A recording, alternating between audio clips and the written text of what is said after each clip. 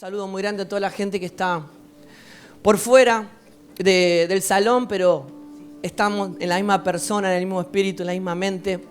Y quiero que en estos minutos que tengamos de encuentro, realmente hoy en día estamos pasando por un tiempo de gloria y de fortaleza en el Señor, que realmente no sé si ya nos cambia tanto si es muchos o pocos minutos lo que pasamos acá, sino que lo que importa es que la verdad sea afirmada.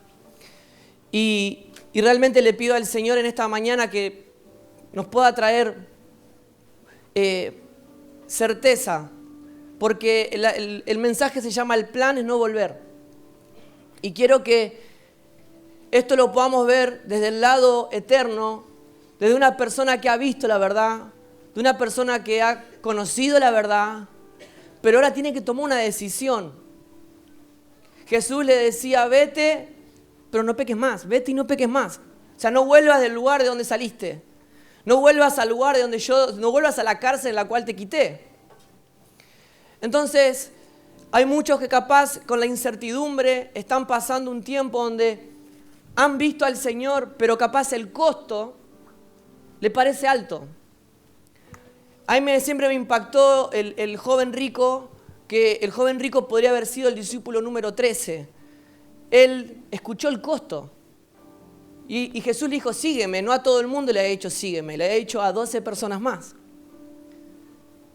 Y él a este joven le dice: sígueme.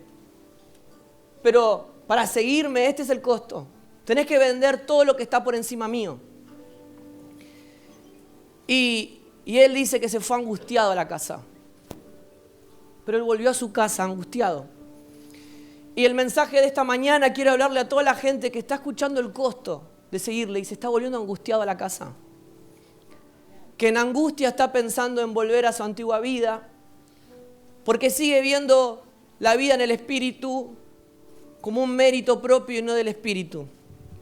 Así que en esta mañana no nos vamos a presentar para reclamarle nada a Dios. Dios no tiene más nada para darnos. Dios nos dio todo lo que nos tendría que haber dado. No vinimos a decretar nada. No vinimos a reclamar ningún derecho propio. Pero venimos y oramos y permanecemos para oír al Señor. Y realmente no para que Él nos oiga a nosotros. Creo que la madurez es empezar a entender que necesitamos nosotros oírlo a Él. Esto ocurre en 1 Samuel, lo que quiero hablar en esta mañana. En 1 Samuel hablan sobre un chico de a partir más o menos de 12, 13, 14 años, así flaquito, medio escuálido. Todo parecido con la realidad, es pura coincidencia, ¿eh? Sí, de bien parecer. Y aparece una persona, un profeta que en el antiguo pacto es la representación de la voz de Dios, un tal Samuel, en el cual Dios le dice: mirá, Saúl ya no es más mi rey, ahora hay otro. Entonces él sale a buscar el rey que Saúl, el reinado que Saúl había perdido, y entra a una casa donde un padre presenta a todos sus hijos.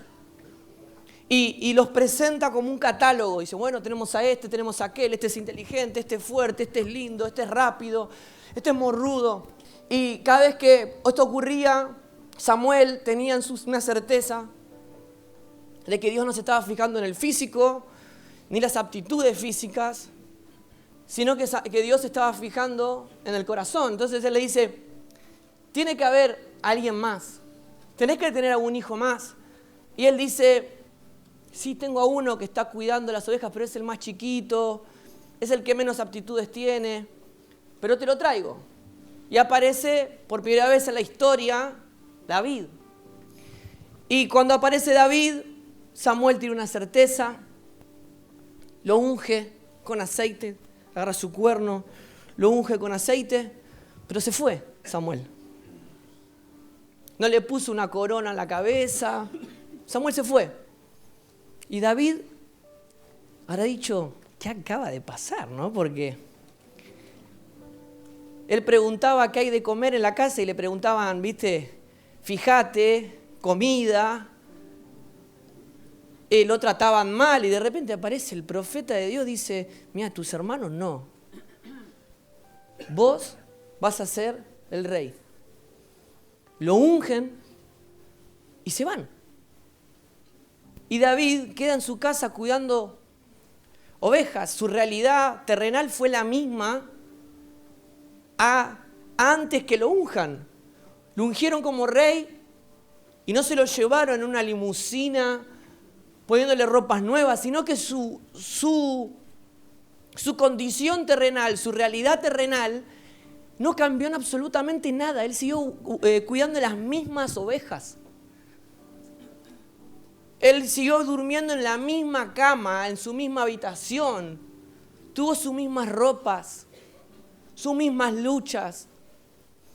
Entonces, muchas veces nosotros nos podemos topar con una realidad aplastante, porque Jesús dijo, el que conoce la verdad es realmente libre. Pero de repente volvemos a nuestras casas y seguimos esclavizados de un montón de cosas. De repente la gente sigue linguneándote, la gente sigue no dándote valor.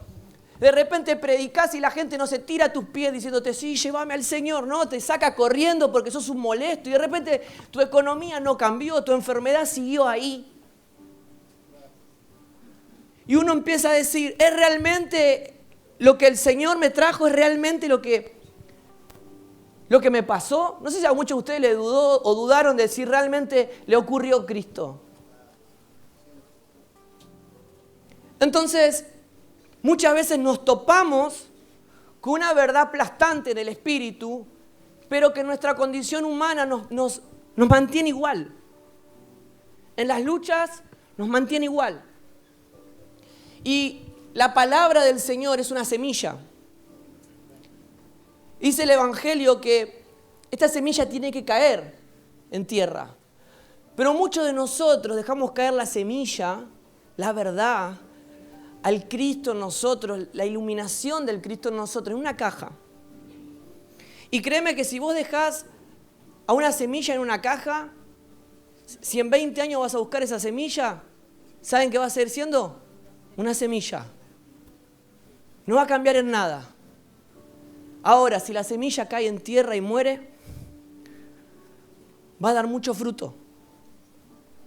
Y muchos de nosotros somos confrontados con la cruz, somos confrontados con la verdad, pero ¿qué hicimos? Lo metimos en una caja. Y pasan los años y dices, ¿por qué no soy transformado? ¿Por qué escucho el Evangelio del Reino desde que nací, pero no soy transformado? ¿Por qué no puedo vivir esta transformación?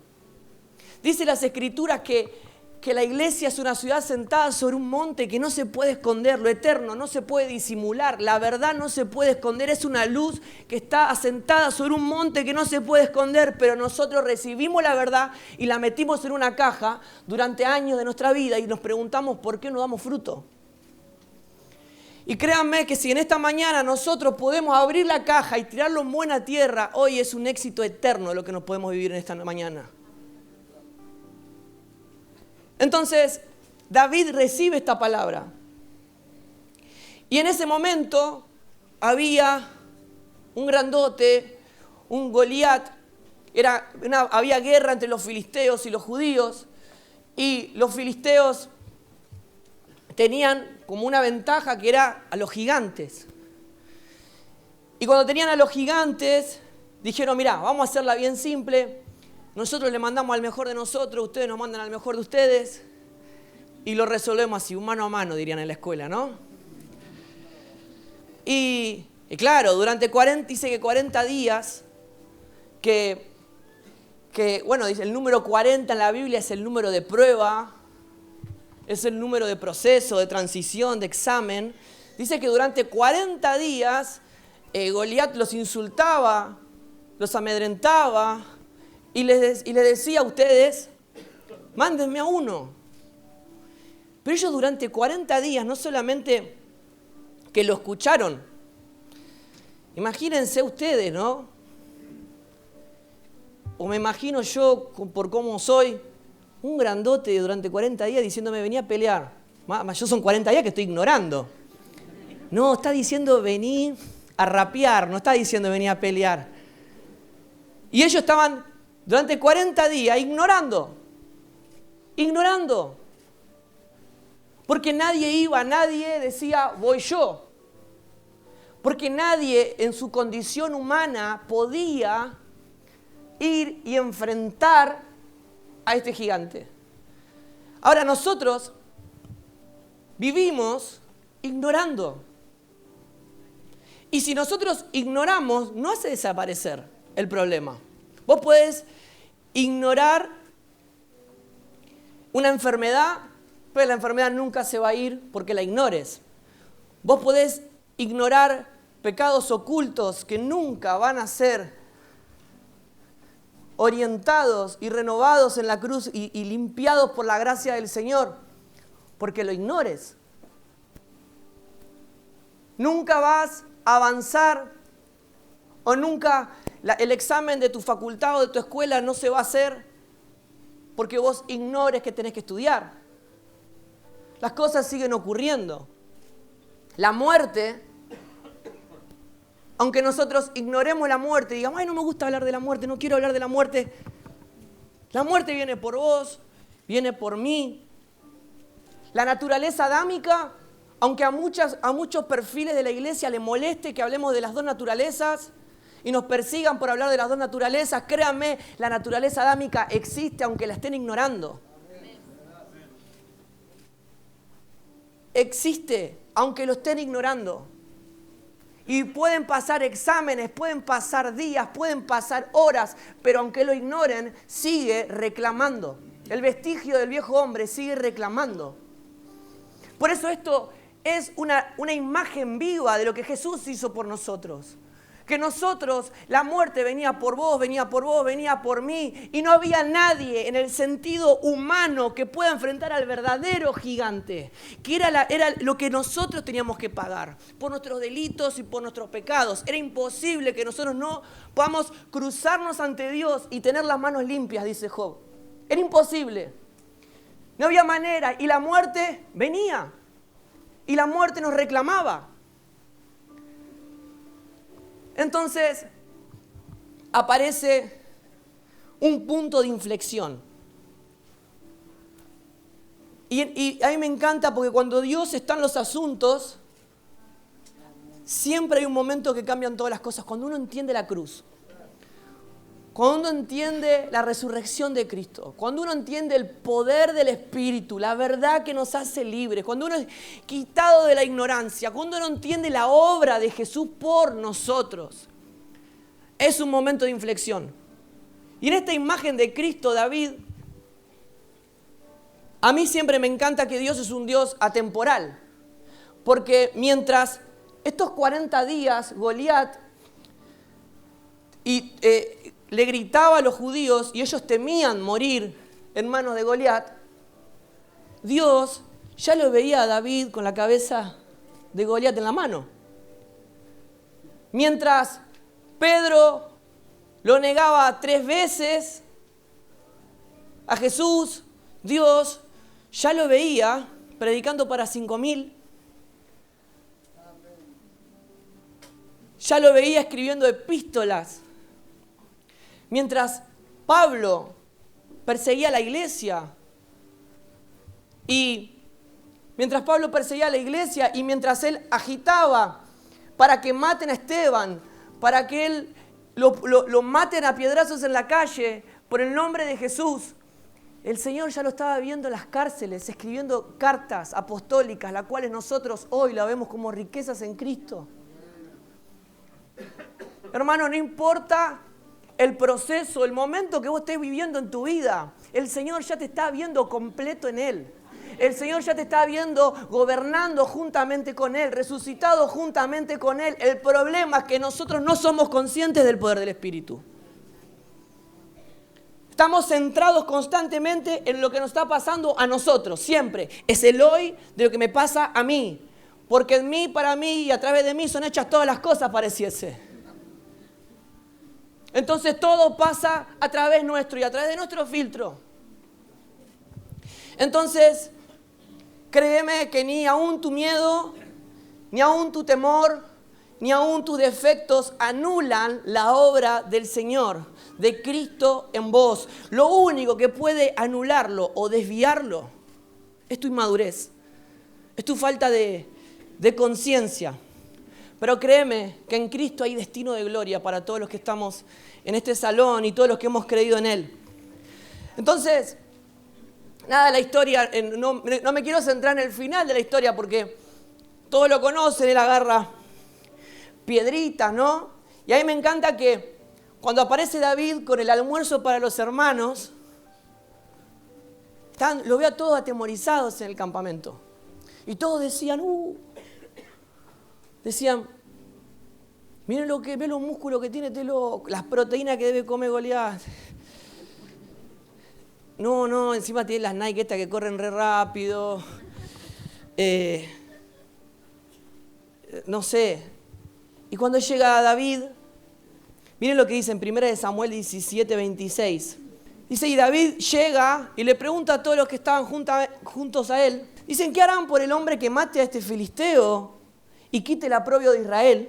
Y termina preguntando, ahora, ¿quién es este filisteo incircunciso, pagano, que desafía a los escuadrones del Dios viviente? Y fue la primera vez que en ese pelotón alguien ve y pronuncia a Dios como el dueño de ese pelotón,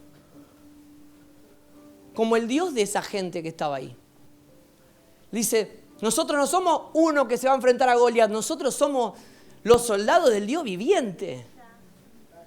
Él estaba viendo algo que nadie estaba viendo. El que no tenía músculos veía algo que todos los musculosos no veían. El que no tenía espadas, no tenía lanzas, tenía una valentía que no le pertenecía, era porque simplemente era consciente de algo que los demás no eran conscientes. Y muchos de ustedes no van a tener herramientas en esta vida, no van a tener estudios, capaz no van a tener capacidades para hablar o hacer o decir o tocar un instrumento o tener empresa, ser empresario, pero créanme, hay algo que es mucho más importante que todo eso. Ustedes van a tener una conciencia en el espíritu, van a ver lo que no es como si fuese, van a ver que somos gente que pertenece al Dios viviente. Y esto es mucho más importante, mucho más importante.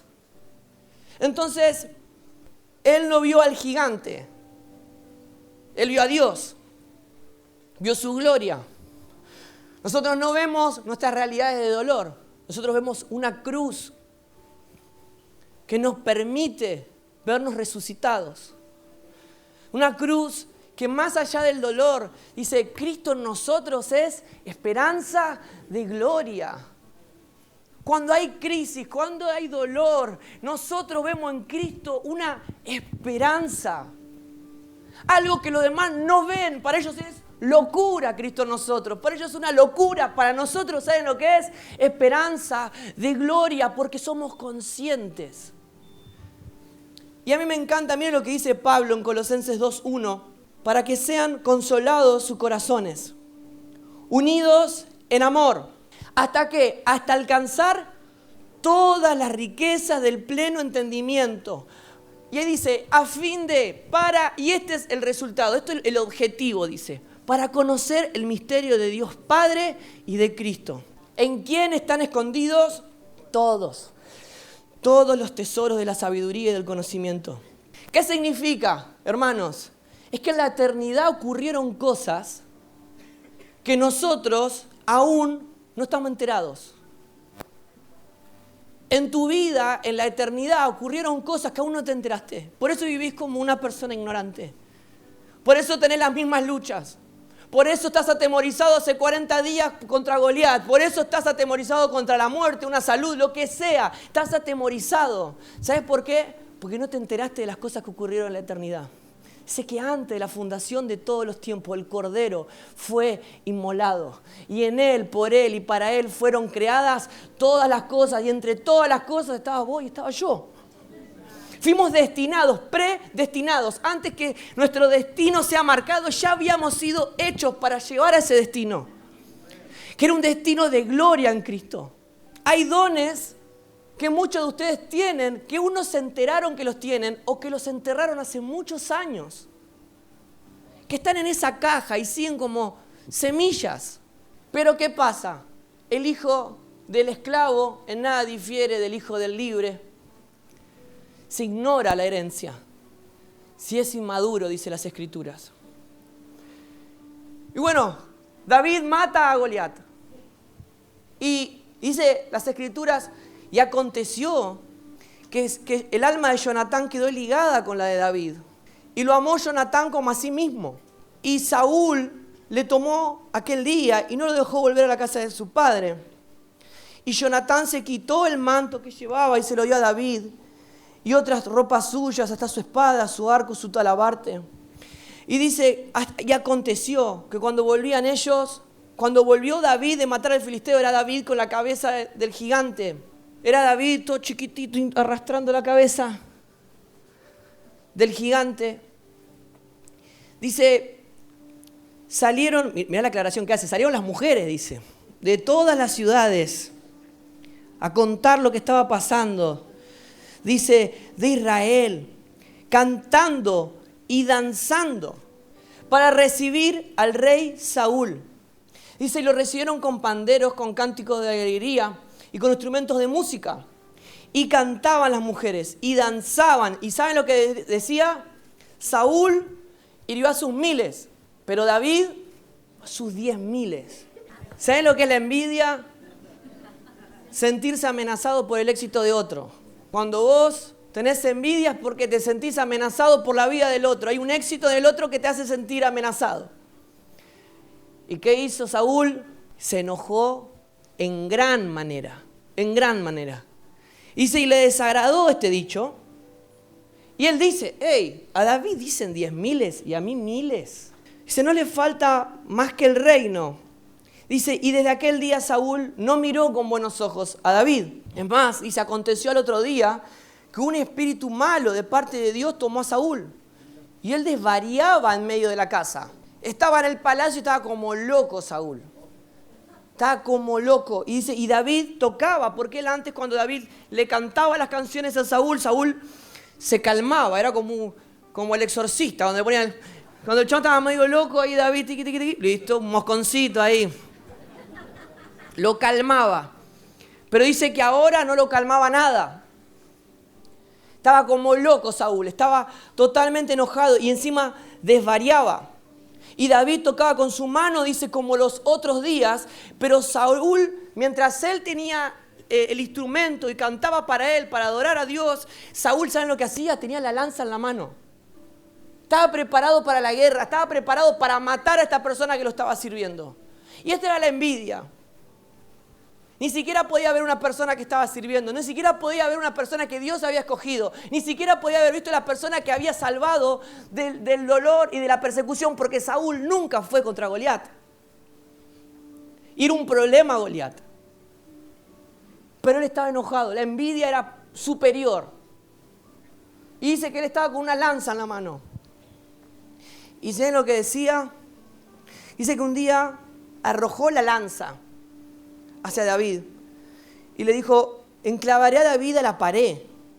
Dice, pero David lo evadió 2 veces, lo esquivó 2 veces. Más Saúl estaba en el fondo temeroso de David, por cuanto Jehová estaba con él y se había apartado de Saúl. Por lo cual Saúl lo alejó de sí y lo hizo jefe de 1000 y salía y entraba delante del pueblo. Pero David se conducía prudentemente en todos sus asuntos y Jehová estaba con él. Y a mí me encanta ver al Señor en todo, porque así fue diseñado. Y cuando David vuelve con la cabeza de Goliat, al igual que Jesús cuando vuelve con las llaves de la muerte y del Hades, Saúl lo ve entrar con la cabeza y dice, ¿quién es el padre de este muchacho? Lo primero que se vio fue la paternidad. Jesús dijo, yo vine a hacer la voluntad de mi Padre. Yo vine a hacer lo que mi Padre de los cielos quiere. Yo vine a mostrar al Padre. Y David, en esa acción, lo primero que preguntan fue, ¿hijo de quién es? ¿Hijo de quién es? ¿Quién es el padre de este muchacho? Y la vida de resurrección, el fruto que nosotros podemos vivir en este tiempo, es siempre, la gente tiene que preguntar, ¿hijo de qué son? ¿Hijo de Dios? ¿Hijo del Padre de la verdad? ¿Hijo del Padre de la mentira? ¿Hijo de qué son? Eso ocurre en primera de Samuel 17:55, que él dice, ¿de quién es el hijo este joven? Y el fruto de nuestra victoria es demostrar nuestra herencia como hijos de Dios. El fruto de nuestra victoria es que la gente no te vea a vos, sino que pregunte, ¿hijo de quién es? ¿Hijo de quién es? Y permanentemente podemos preguntarnos, ¿hijo de quiénes somos? El Espíritu Santo, a través de tus acciones, a través de tus frutos, uno vamos a poder conocerlo. Jesús dijo, por sus frutos los conoceremos. Ustedes van a saber, hijo de quiénes son, por sus frutos. Por cómo viven, por cómo piensan, por cómo juzgan, por cómo hablan. Jesús decía, yo solo vine a mostrar la voluntad de mi Padre. Mi única comida es la voluntad de mi Padre. Vine a traer acceso al Padre. Pero miren lo que dice 1 Samuel 18. Volvemos al principio. Él termina de matar a Goliat. Esta es la representación de Cristo en la cruz. Esto es una sombra de lo que había de venir. Y yo imagino lo que es el infierno. Debe estar un poquito más caluroso que lo que estamos viviendo acá en este salón. Un poquito más. Ya lo vamos a arreglar, hermanos. Ya lo vamos a arreglar. Pero dice que el alma de Jonatán quedó ligada con la de David. Dice, y Jonatán lo amó como a sí mismo.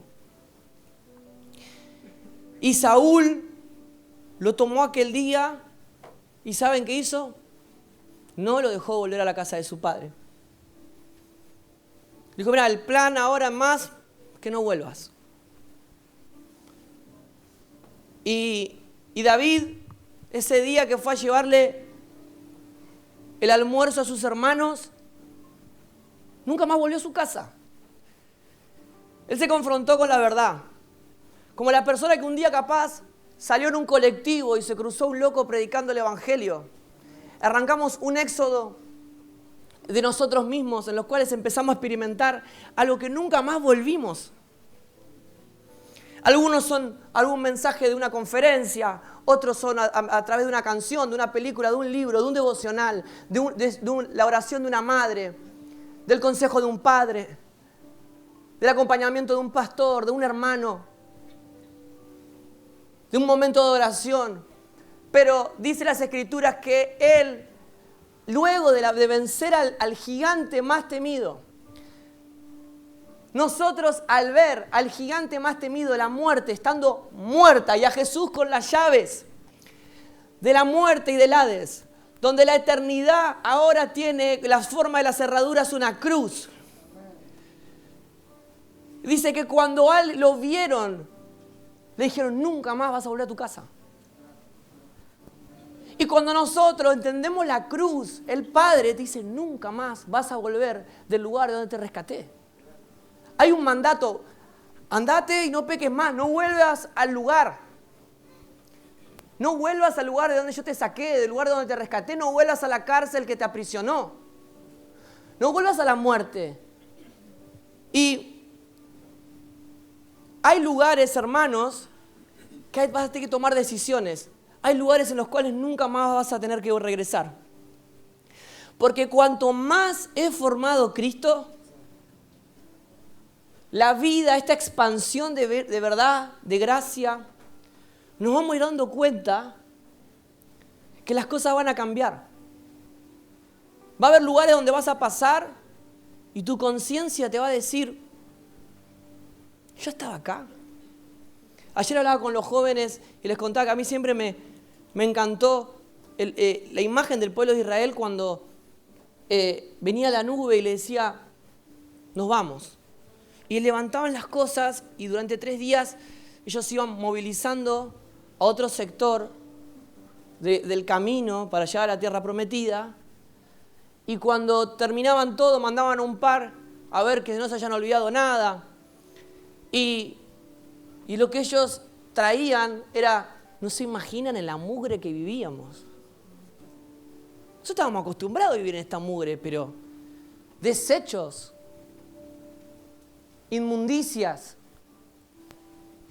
Pero en ese lugar fue donde anteriormente el Señor te llevó. Pero cuando uno escucha la voz de Dios que dice, hay 3 días, está el poder de la resurrección para levantar todas las cosas y mudarte. Te vas a dar cuenta que el Señor te va a ir mudando en este tiempo a diferentes estadios de profundidad y de madurez en el Señor. Te va a ir mudando a estadios de profundidad y madurez en Cristo y te vas a dar cuenta cómo viviste durante tantos años en inmundicia, rodeado de ignorancia. Pero el poder de la resurrección, el poder del tercer día, te permite levantarte y caminar en ese desierto. No porque se te ocurrió, sino porque el Señor te dijo. Ahora, todo esto que vas a tener que abandonar no es por religión, es a causa de la formación de Cristo en vos. Y esto es una causa mayor. Porque nosotros no podemos pretender que Cristo sea formado y que todo nuestro entorno permanezca igual. Vos no podés pretender vivir en el poder del Espíritu, que Cristo sea formado, que la verdad te haga libre y que tu entorno, tus decisiones, tus hábitos, tus palabras, lo que comes, permanezca igual. A que cuando no lo conocías, a que cuando no estaba siendo formado, Dios vamos a ir viendo cómo va a desaparecer cosas en nuestra vida, porque el Señor dice, yo me voy a empezar a aparecer. Y vamos a empezar a ver al Señor donde antes no lo veíamos.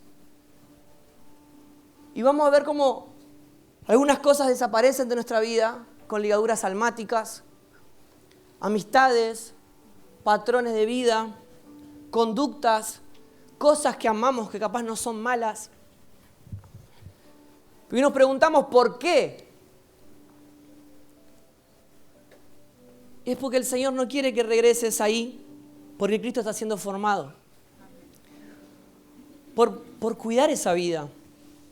El Señor dice, ya cruzaste la muerte, estás experimentando la vida de resurrección. Y hay algo que el Padre me está hablando en estos días y lo pude compartir un poco con los jóvenes, es que hay zonas de peligro en nosotros, que nosotros no nos damos cuenta, que son estas zonas almáticas que aún nosotros las tenemos en esta cajita hermosa y que todavía no las queremos poner en la tierra porque sabemos que si viene, somos el joven rico, tenemos que vender todo. Entonces disfrutamos cuidar en la caja la semilla y mirar la semilla y estudiar la semilla y contar a la gente cómo es la semilla, pero esa semilla nunca está en nosotros, nunca crece, nunca es regada, nunca da fruto. Hay gente que es especialista en el nuevo pacto, pero nunca fue transformada por el Dios de este pacto eterno. Entonces, a mí me encanta que el Padre se presenta como un podador. Y Filipenses 1:10 dice, a fin de que escojan lo mejor, a fin de que elijan realmente lo mejor, lo más importante, a fin de que sean sinceros e irreprensibles para el día de Cristo. Una de las versiones dice puros e irreprensibles. ¿Por qué? Porque el Padre trae conciencia de ser irreprensibles. Ser irreprensibles es ser conscientes. Ser consciente de quiénes somos fuera de Él y quiénes somos en Él. Y a mí me encanta que significa irreprensible sin acusación válida. No hay unos cargos posibles, sin reproche legal. Ser irreprensible es entender no que por nuestros méritos, sino que por su mérito de nosotros nadie nos puede reprochar nada. Que abogado tenemos en el cielo, que tenemos un intercesor. Dice, irreprensibles, tienen que ser conscientes de que Dios en Cristo Jesús les sacó todo reproche legal. Entonces, significa que necesitas tener un corazón afirmado en la verdad. Necesitas que esto que estás escuchando se afirme en tu corazón, y no solamente en tu corazón como un discurso, sino que en tu corazón como decisiones.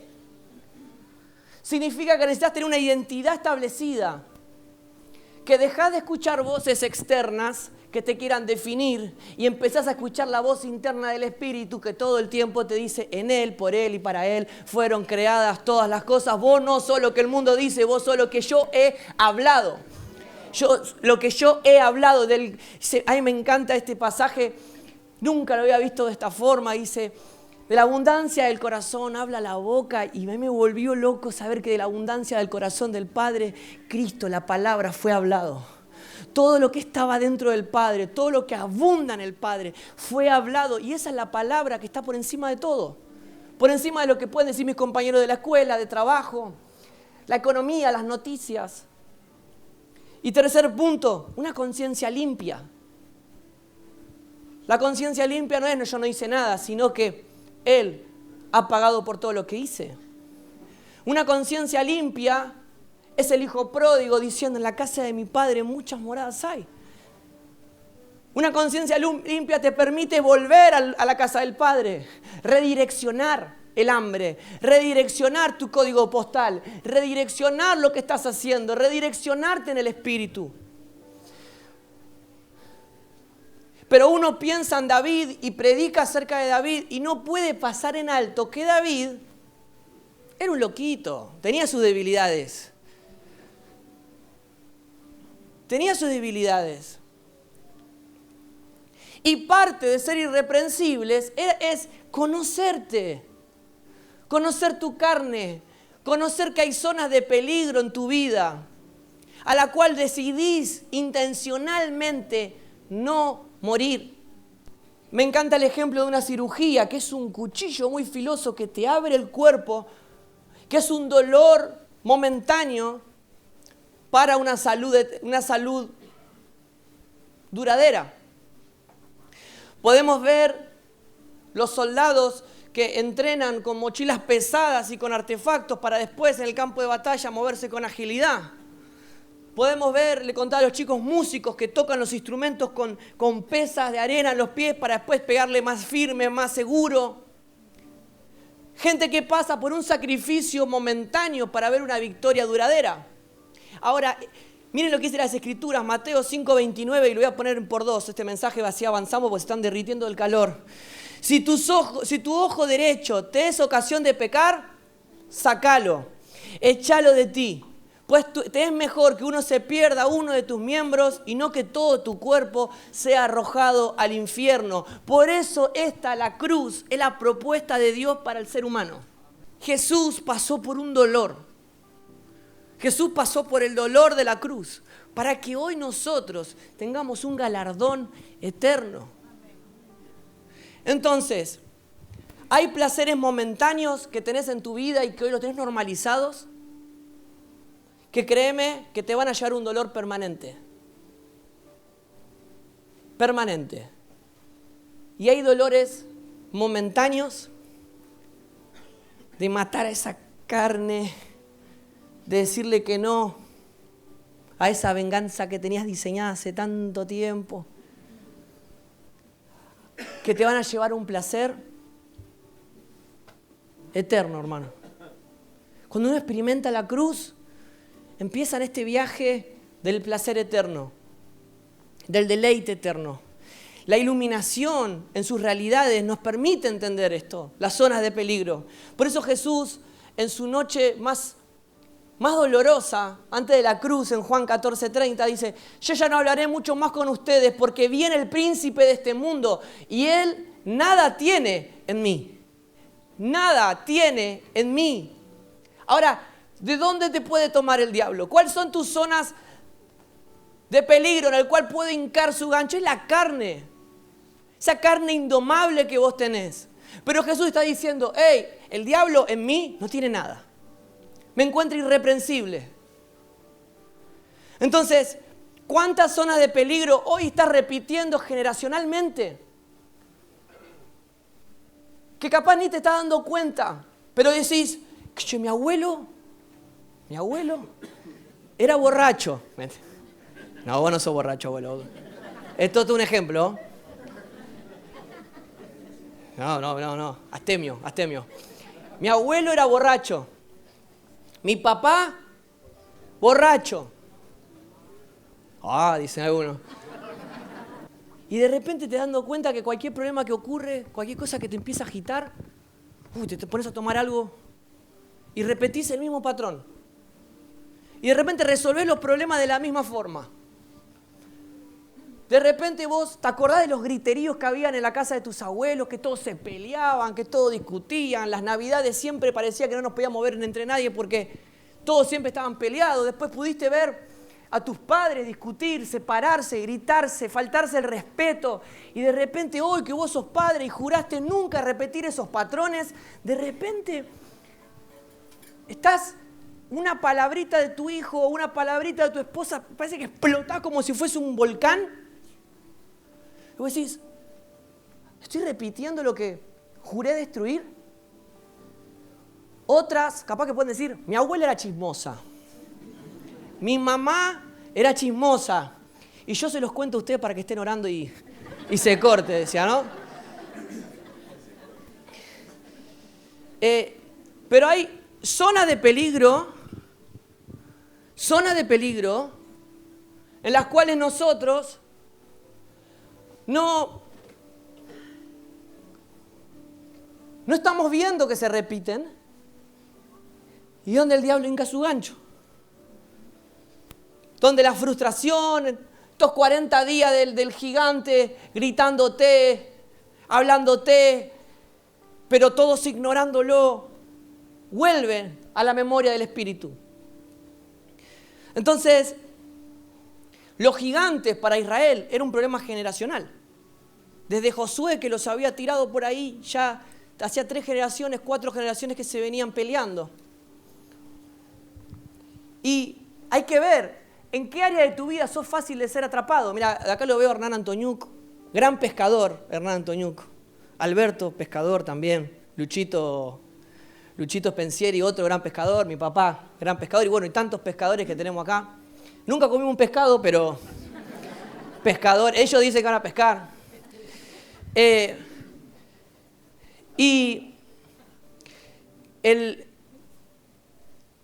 A mí me encanta porque yo no soy muy de la pesca, ¿viste? Es como que me camuflo un toque ahí. Me pongo protector en la nariz. Desde que me dijeron que hay víbora y eso, yo ya... No hay baño, ¿viste? Como...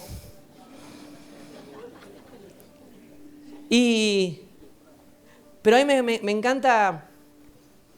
Mi papá es como que cuando habla de pesca pareciese que no sé, que un nene lo llevan a Disney, ¿no? Y ya vos lo ves que la noche anterior ya deja la gorrita preparada, su remerita negra con su pantaloncito negro, su protector solar negro, y sí, la caña negra, todo, sí. Y agarra y dice, no, mañana vamos a buscar el bicho de la lisa, te dice, que la lisa viene de África y que no, y le gusta comer corazón. Así que tengo un amigo, un carnicero que me separa corazón. O va y dice, mira, hay tierra removida. Va, mete la mano, saca lombrices, ¿viste? Y bueno, yo ahí acompañando, ¿viste? Para tener recuerdo, para el futuro, ¿viste? Por lo menos, digo, yo a mi papá lo acompañé. Pero, ¿qué es lo que busca del pescado? El deseo. Un cazador, un pescador, maneja a la presa con su deseo. Pone un anzuelo, lo que más le gusta comer, el olor que más le gusta oler. El pescado tiene un océano entero para comer, pero pierde su vida por un deseo, por un apetito. Y la presa, su guía, ¿saben qué es? El apetito. Entonces, si los apetitos de nuestra carne hoy son más fuertes que el entendimiento y la conciencia del espíritu, créeme, sos una presa muy fácil de atrapar. Muy fácil de atrapar. Pero nos manejamos por apetito. Ay, no, hoy no siento de ir a la iglesia porque estoy cansado.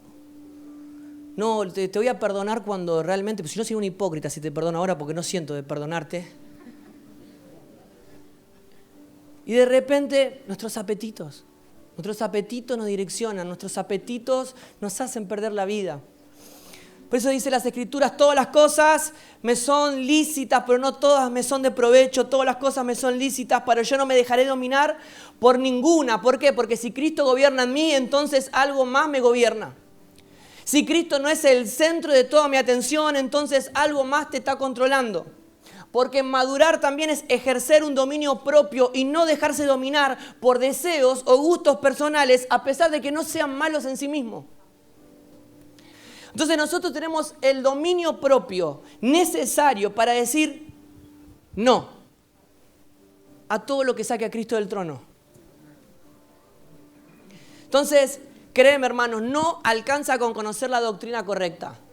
No alcanza con decir las palabras correctas, sino de cómo esto se convierte en nuestra vida integral. ¿Por qué? Porque si no seríamos gente que desarrollamos teologías correctas, pero que tenemos el carácter y el espíritu incorrecto. Gente con un carácter totalmente incorrecto. Por eso las Escrituras dice ovejas en medio de lobos. El contexto es peligrosísimo, es muy hostil y muchos de nosotros vivimos en contextos hostiles en este tiempo.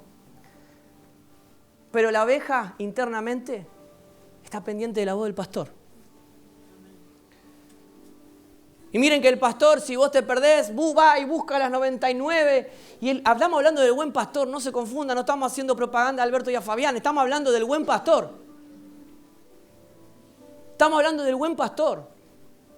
Está pendiente, está consciente de la voz del Padre, está consciente de la voz del pastor, está consciente de la voluntad, está consciente del propósito, está consciente, aunque el contexto sea hostil, aunque le pongan anzuelo por todos lados con corazón, que le pongan anzuelo con sus gustos personales más fuertes, aunque les traigan recuerdos del pasado, no importa, somos ovejas en medio de lobos, somos gente que está pendiente de escuchar la voz del pastor.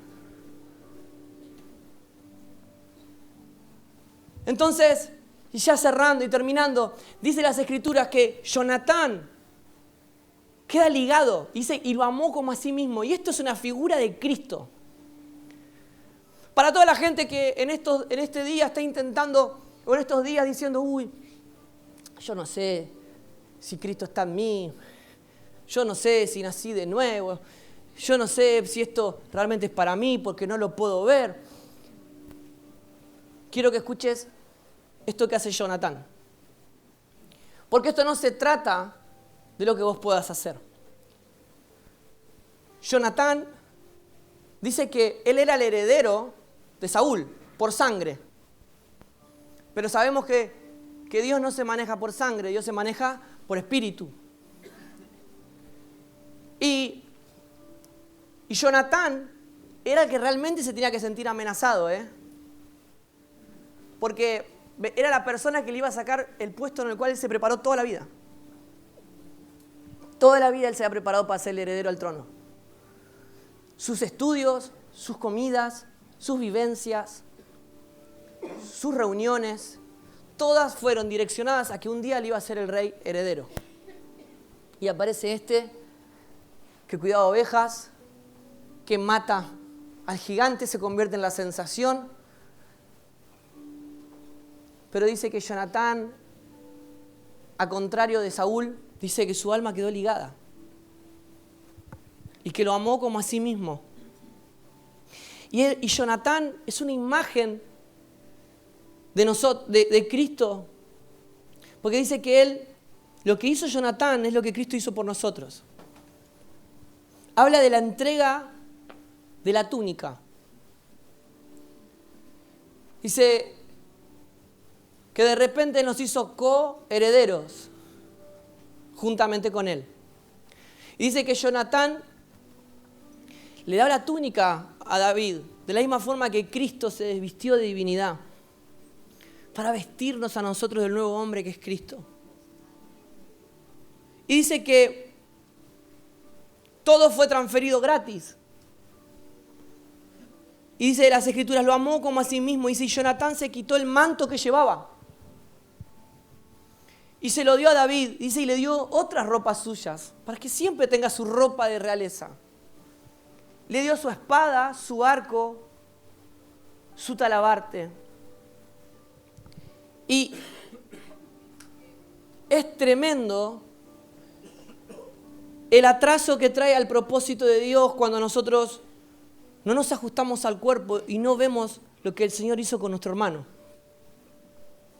Porque Jonatán entendió el propósito eterno, aunque ese propósito atentaba contra sus proyecciones. Él entendió la voluntad de Dios, aunque la voluntad de Dios atentaba con lo que él se formó y lo que él merecía humanamente. Y nosotros no nos damos cuenta, pero la gracia nos blinda de sentirte atacado todo el tiempo. David venía a sacarle su trono a Jonatán, pero Jonatán no solamente le dio su trono, sino también le dio todo lo que él tenía. La gracia te hace sensible a Dios, y si te hace sensible y consciente a Dios, también te lo hace con la gente. Pero no desde nuestra mente, sino de la mente de Cristo. Dice que Jonatán deja su manto por David, deja su trono, y como nosotros fuimos vestidos, y dice que queda desnudo, que desnudo significa no me escondo ya, no tengo nada que ocultar, ya me di a conocer. Dice las Escrituras que ya no tenemos, dice, Él es la imagen del Dios invisible, Él se dio a conocer por completo, ya no hay más nada que el Señor nos tenga que mostrar, porque todo ha sido hablado a través del Hijo y todo se habla a través del Hijo. Y dice que Jonatán dijo, miren, yo no tengo más nada. Mira, no te estoy escondiendo nada. Están todos los misterios, todos los tesoros de la sabiduría de Dios están escondidos en Cristo, y Cristo se dio a conocer para que nosotros, viéndolo a Él como en un espejo, seamos transformados de gloria en gloria, de concepto en concepto. Y Él está diciendo, mírame, no tengo más nada que darte. Ya te di todo. Te di posición, te di posesión y te di gobierno. Y el Señor nos da posesión en Cristo porque somos herederos, nos da una posición en lugares celestiales y nos da gobernabilidad juntamente con Él. Esto es mucho más profundo que una historia de los reyes de hace muchos años. Esta es nuestra historia con el Señor. Entonces, Dios nos viste de Cristo. De tal manera que el Padre, al estar vestido de Cristo, lo ve a su Hijo. Como Cristo se despojó de todo lo que Él tenía y nos vistió de Él, el Padre cuando nos ve, lo ve a Jesús. Entonces, le dice, te voy a entregar mi espada y te voy a entregar mi arco. ¿Sabes qué significa eso? No tengo por qué defenderme de vos. Confío en vos. Y hermanos, hoy es un día para que muchos dejen su espada, dejen su arco. Y yo confío en el milagro de la iglesia. Confío en el milagro del cuerpo de Cristo.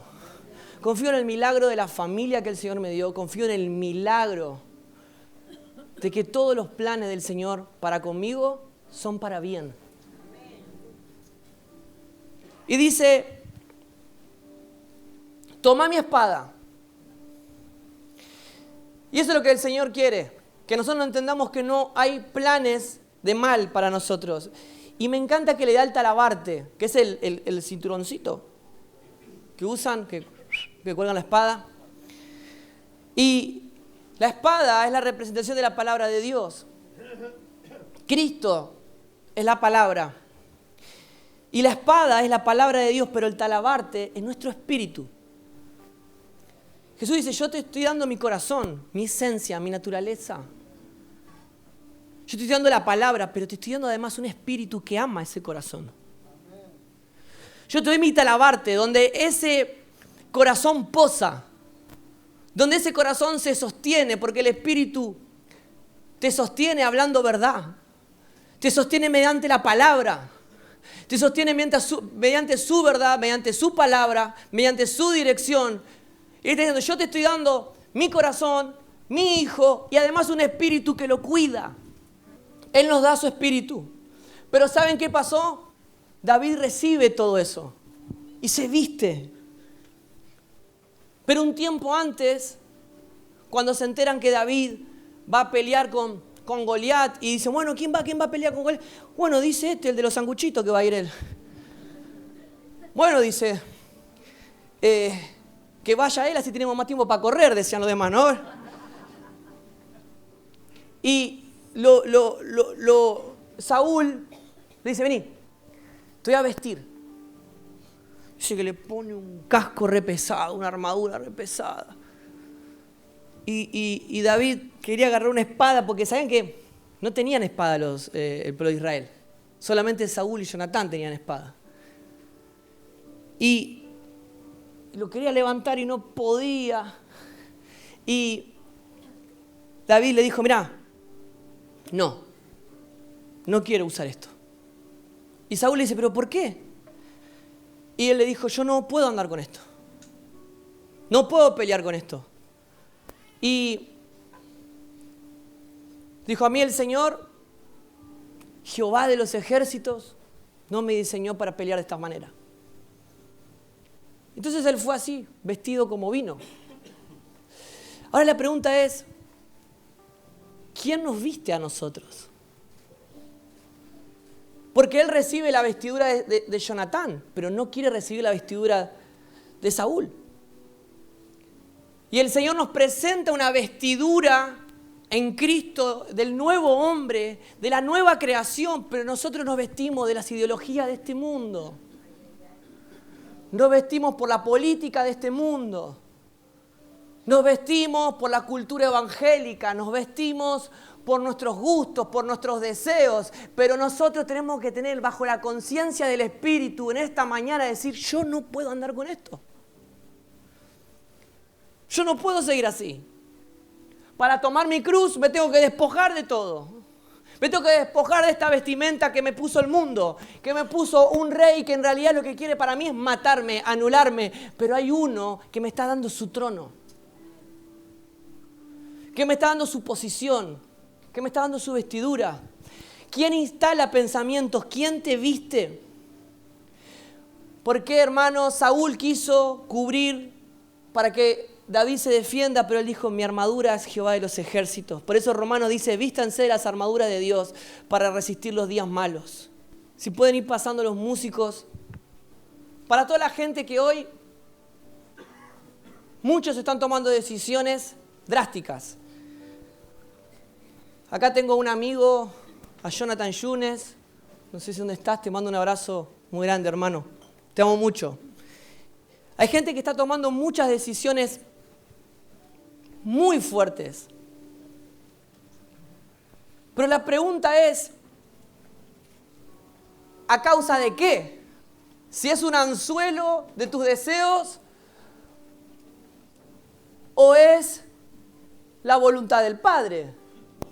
Si es el mover del Espíritu. Si es causa eterna. Y muchos, el miedo te dice, Samuel viene, me pone aceite en la cabeza, pero de repente estoy despeluchado, parezco el Chavo del 8, no tengo plata para nada, no puedo vivir bien, me pasa esto, me pasa lo otro. Y de repente nosotros queremos que Dios sea como un mago de la lámpara que nos cambia todo nuestro entorno para que la vida sea fácil, para que caminemos, pero nosotros seguimos vestidos de las armaduras de Saúl. Seguimos vestidos bajo los conceptos de este mundo. Y para toda la gente que está tomando decisiones, miren, nosotros este año como congregación hemos pasado un tiempo hermoso. Hermoso para los que lo vieron a través de la cruz. Hermosos a través de lo que valoraron la formación de Cristo. Dios nos estuvo pasando a distintas estadías de madurez y nos fuimos dando cuenta cómo vivimos a veces en inmundicia.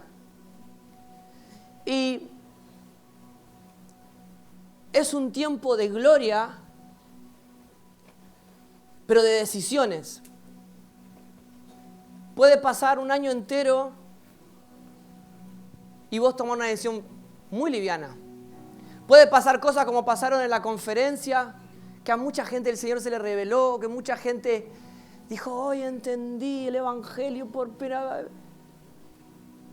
Por hoy es el día de agarrar esa semilla que escondiste durante tantos años en una caja, sacarla y decidir que caiga en buena tierra. Y decidir que esa semilla sea partida en el lugar donde toque partir. El lugar que te toque no volver. Porque el Señor dice, id. Y esta es la palabra que el Señor nos está trayendo para este tiempo que se viene. Ustedes son mis testigos. Y van a ser mis testigos hasta los últimos de la tierra. En Jerusalén, en Samaria, hasta los confines de la tierra. Ustedes van a ser mis testigos. A donde te esté yendo. El que es testigo no es testigo de una historia mitológica. El que es testigo de algo que le ocurrió. Y no necesita un entorno que le rectifique lo que ocurrió. Tiene una certeza eterna de lo que conoció. Y porque conoció, tomó decisiones. Por eso Abraham dice que él oró toda su vida por tener un hijo. Le pidió a Dios toda su vida un hijo. Y cuando Dios le dijo, ahora sacrifica a tu hijo por mí, Abraham miró al cielo y dijo, conozco que sos un Dios todopoderoso. Aunque me duele esta decisión, aunque me tenga que despojar de algo que yo pedí durante muchos años, yo sé que vos sos un Dios todopoderoso y si Dios me lo pide, no me lo está pidiendo porque me tiene bronca, me lo está pidiendo porque me ama. Y de repente aparece un ángel y le dice, Abraham, no mates a tu hijo, no lo mates. Ahora, ¿qué hubiese pasado si Abraham no escuchaba la voz?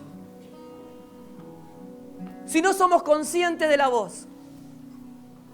¿Cuántos de nosotros hoy no somos conscientes de la voz del Espíritu diciéndote, hey, no mates al hijo, no lo mates al hijo? No mates al hijo porque el sacrificio del hijo, ¿sabes quién lo hizo? El Padre Eterno, y lo hizo por vos para vestirse de su divinidad y vestirse de su gloria. No mates al hijo. ¿Cuántas decisiones de tu vida hoy están matando al hijo? Al hijo de la libertad. No mates al hijo, vos sos un testigo. No mates lo que viste, no mates lo que conociste.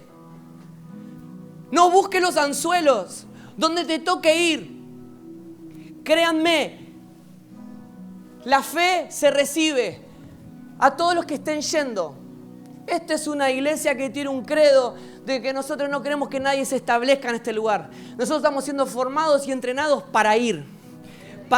Y bendecimos a los que se van, bendecimos a los que van, los que dan su vida, pero por ser testigos de la persona que nos ha rescatado, de la persona que es aquel, es el agua viva que sacia la sed eternamente, el cual la humanidad entera tiene hambre. De la creación gime. Créeme, la fe de ir no la puedes producir. No hay forma de que la produzcas. Solamente hay una forma. Hacer lo que David hizo. David empezó a recibir la armadura.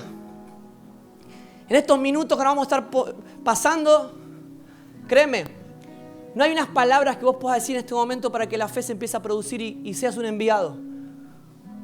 Lo único que puedes hacer es dejar tu arco, dejar tu espada y recibir las armaduras del Hijo. No tengo más de qué defenderme. Hoy quiero recibir, porque la fe se recibe. Ser un testigo se recibe. De repente fuimos testigos, de repente lo vimos, no hice nada. A mí me encanta Marcos Vidal que dice, desperté en el redil y no sé cómo desperté en el redil. Es un milagro. Creer no es fe. Los demonios creen. Los brujos creen. Todas las huestes celestiales. El diablo cree. Creer es caminar por lo que nosotros conocemos acerca de nuestro Padre. Creer es decir, aunque no lo veo, estoy de acuerdo con vos. La fe no es muda. A donde sea que seas enviado, vas a tener que hablar. Vas a tener que rodearte de gente que hable. Porque la fe es hablada. La fe no es muda. Creí por cuanto hablé. Soy testigo. Vi, conocí por cuanto hablé. De la abundancia del corazón habla la boca. La fe, el envío, el testigo, es una persona que responde a lo que vio y tiene acciones conforme a lo que vio. Por eso Noé construyó un arca. Nunca llovió, pero Dios me dijo que va a caer agua del cielo. Años y años y años de poner maderita tras maderita. Hermanos, años y años y años de orar por alguien que no se arrepiente. Años y años y años de traer verdad a una mesa donde la gente rechaza la verdad. Años y años y años. Pero el Señor dice, yo te estoy perfeccionando. Maderita tras maderita. Maderita tras maderita. Formá a Cristo, construí a Cristo, construí el arca. Esta es una imagen de Cristo. Construí a Cristo, formate en Cristo, tomá decisiones. Sos una oveja en el medio de lobos. Se van a reír de vos. Te van a bardear, te van a humillar, te van a traer razones lógicas porque lo que vos estás diciendo es una estupidez, pero vos decís, yo sé, soy consciente. Al agua del pastor. Él me dijo, va a caer agua del cielo. ¿Sabes por qué? Porque las acciones conforme a lo que viste te sumergen. Y esto no lo digo por decir. Esto es realmente lo que yo creo.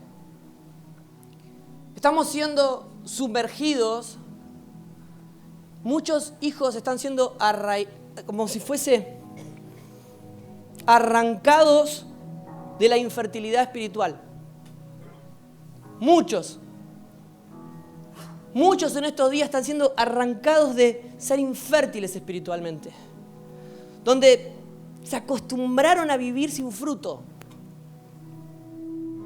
Pero en realidad no era porque tenían algo ahí, porque los pastores no decían la palabra correcta, o porque pasaba algo en su... Porque la semilla siempre estuvo guardada en una caja. Siempre estuvo guardada en una caja.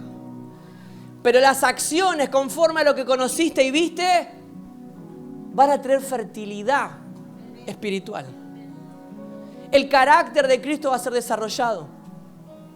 La gratitud va a ser desarrollada. La multiplicación de la vida va a ser desarrollada.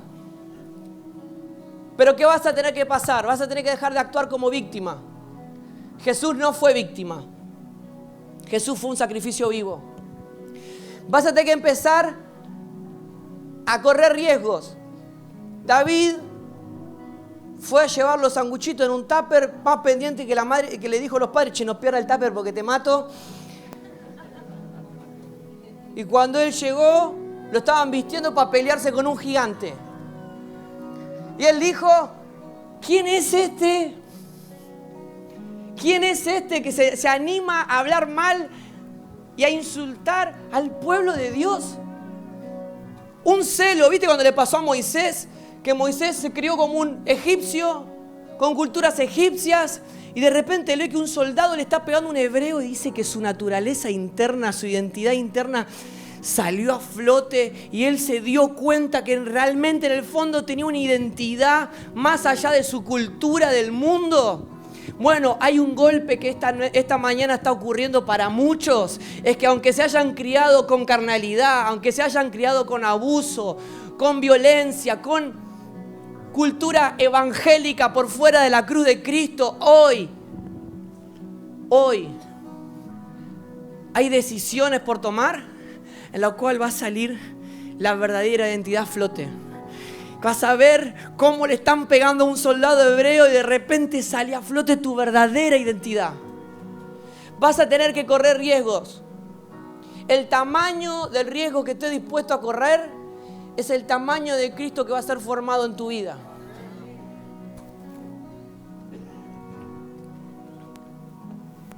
Y por último, ataca la ignorancia, el desorden y las excusas. Muchos andan con este espíritu de postergación. Y ahí me mata a Pedro que él fracasa. Un tipo duro, pescador. Aparece una nenita así. Le dice, ¿vos andabas con él? No, yo no andaba con él. Y él había prejurado que él iba a morir por Jesús. Dice, no, vos andabas con él. Y él empieza a insultar, empieza a maldecir, se escapa, niega al Señor, canta al gallo, pasa por toda su amargura. ¿Y saben qué hizo? Volvió a su antigua vida. Pero el plan es no volver a la antigua vida. Él ya había sido cambiado de Simón a Pedro.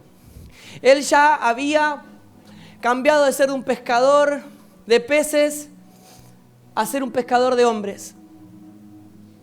Y aparece el Señor en ese famoso desayuno, en ese famoso momento. Y el Señor le dice, luego de la resurrección, ¿y sabes qué, Pedro? Un día sí vas a morir por mí. Dijo, cuando vos me estabas negando adelante de esa nenita, yo te estaba viendo muriendo, yendo a un lugar donde no querías ir. Te veía crucificado, dado vuelta. Porque a Pedro le pasó que esta vez no vino una nenita, esta vez vino el César, el hombre más poderoso de Roma. Dijo, tenés que negar el nombre de Jesús.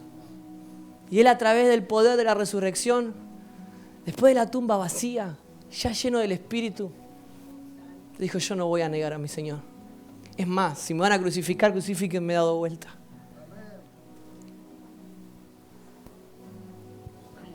Créanme, hermanos, ustedes sí van a morir por el Señor. Todo lo que se sientan que hayan fracasado en su vida en el Espíritu, ustedes sí van a morir por el Señor. Ustedes sí van a vivir con propósito y con causa, porque están viendo a la resurrección de Cristo de forma palpable, están siendo testigos de la verdad. La gracia no solamente nos salva, sino que la gracia te permite irte y no volver al lugar que eras preso. Te invito a ponerte de pie. Te invito a ponerte de pie. Gracias, Señor, por este tiempo. Te damos gracias, Señor, por la vida que nos permitís vivir, Señor, por esta mañana de gloria. Padre, todo riesgo que podamos tener, lo vamos a abordar a través de la cruz de Cristo. Lo vamos a abordar a través de la victoria eterna. En el nombre santo y eterno de Jesús, ahí donde estás, abandoná la espada, abandoná el arco. Desvestite si te has sido vestido de armaduras de este mundo. Es el momento de decir, yo no puedo más andar así, no puedo andar así, no puedo vivir así, no me puedo mover así. Y podemos ver a través del poder del Espíritu al Hijo de Dios desvertirse de su divinidad y te empieza a dar su espada, su escudo, su casco. Sí, Señor. Ministramos al Señor.